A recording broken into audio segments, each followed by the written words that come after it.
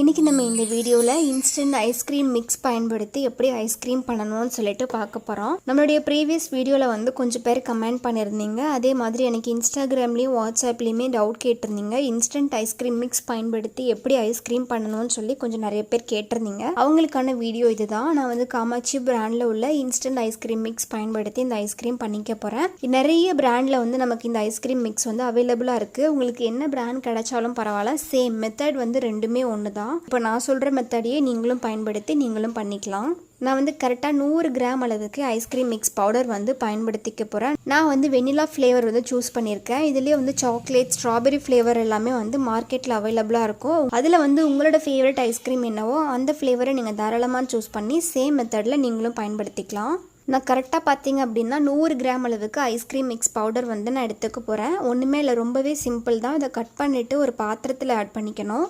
பாருங்கள், நான் ஒரு பாத்திரத்தில் ஆட் பண்ணின பிறகு இதில் வந்து 2 கப் அளவுக்கு பால் வந்து ஆட் பண்ணிக்கணும். 2 கப் அப்படின்றது 500 ml.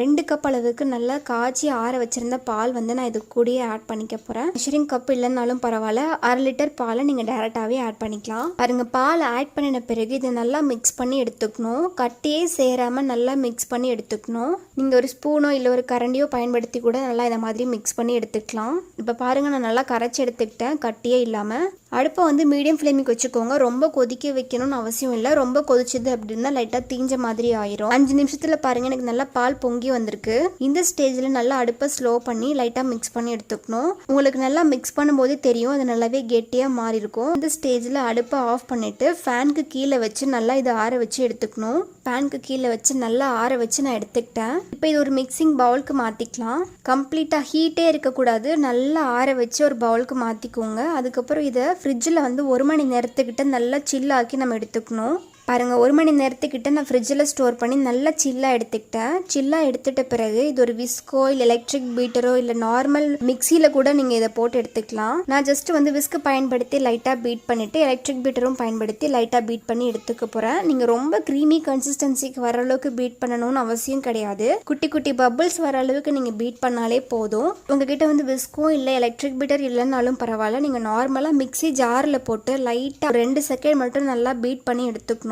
பாருங்க, எனக்கு பார்த்தீங்க அப்படியே அந்த க்ரீம்ல சின்ன சின்ன பபிள்ஸ் எல்லாம் ஃபார்ம் ஆயிருக்கு. பாருங்க, நல்லா ஒரு ஏர்டைட் கண்டெய்னருக்கு மாத்திட்டு 3 to 4 மணி நேரம் நான் ஃப்ரீசர்ல ஸ்டோர் பண்ணி எடுத்துக்க போறேன். இது பாருங்க நல்லாவே செட் ஆயிருச்சு. நான் உங்களுக்கு வந்து நல்லா ஸ்கூப் பண்ணி காமிக்கிறேன். இப்போ நான் உங்களுக்கு பிளேட்டுக்கு கூட மாற்றி காமிக்கிறேன். பாருங்க, உங்களுக்கு வீடியோவில் பார்க்கும்போதே தெரிஞ்சிருக்கும் நல்ல ஒரு பர்ஃபெக்டான ஐஸ்கிரீம் வந்து ரெடியாக இருக்கு. இன்கேஸ் உங்களுக்கு கடையில் வாங்குற மாதிரி நல்லாவே க்ரீமியாக கிடைக்கணும் அப்படின்னு நினச்சிங்கன்னா நீங்கள் ஒரு 3 ஹவர்ஸ்க்கு அப்புறம் மறுபடியும் நீங்கள் மிக்சி ஜாரில் போட்டு எடுத்துக்கிட்டு அதை மறுபடியுமே நீங்கள் வந்து ஏர்டைட் கண்டெய்னரில் போட்டு ஃப்ரீசரில் வந்து ஒரு ஓவர் நைட்டு ஸ்டோர் பண்ணி எடுத்தாலுமே ரொம்பவே பர்ஃபெக்டாக கிடைக்கும்.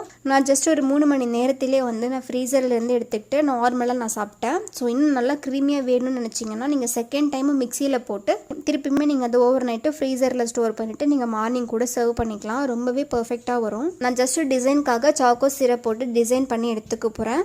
இன்ஸ்டன்ட் ஐஸ்கிரீம் மிக்ஸ் பயன்படுத்தி இப்படி தான் நம்ம வந்து வீட்லேயே ஐஸ்கிரீம் பண்ணணும். இது வந்து எல்லா பிராண்டுக்குமே காமனான ஒரு ப்ரொசீஜர் தான். கேஸ் அது ஏதாச்சும் சேஞ்சஸ் இருந்துச்சு அப்படின்னா அதோட பாக்ஸினுடைய டிஸ்கிரிப்ஷன்லேயே உங்களுக்கு கிளியராக மென்ஷன் பண்ணியிருப்பாங்க அது எப்படி பயன்படுத்தணும்னு சொல்லிட்டு. அது வந்து பார்க்கும்போது உங்களுக்கு நல்லாவே புரியும். ஸோ இந்த வீடியோ உங்களுக்கு வந்து ஓரளவுக்கு யூஸ்ஃபுல்லாக இருக்கும் அப்படின்னு நினைக்கிறேன்.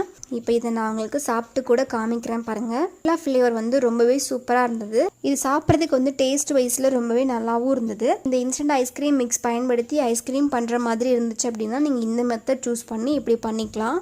இந்த ரெசிபி வந்து யூஸ்ஃபுல்லாக இருக்கும் அப்படின்னு நினைக்கிறேன். இருந்துச்சு அப்படின்னா நம்ம சேனலை சப்ஸ்கிரைப் பண்ணி வச்சுக்கோங்க. And thank you so much.